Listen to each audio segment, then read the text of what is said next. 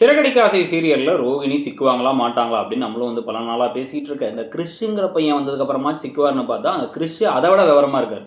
அவங்க அம்மாவோட விவரமா இருக்காரு. முத்துவ அரெஸ்ட் பண்ணி போகும்பொழுது அழல.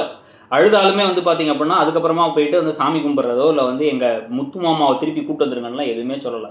ஆனா, ரோகிணி அரெஸ்ட் பண்ண நேரா கிளம்பி கோயிலுக்கே போய் எங்க அம்மாவை கூட்டு வந்துருங்க, எங்க அம்மா வேணும், எங்க அம்மாவை எப்படியாவது காப்பாத்திட்டு வந்துருங்கலாம் பேச, எல்லாரும் அண்ணாமலையும் ரவியும் தேடி கண்டுபிடிச்சு எங்கடா வந்த அப்படின்னா எங்க அம்மாவை போலீஸ் பிடிச்சிருச்சு. இல்ல ஆன்ட்டியை அப்படிங்கிறாரு.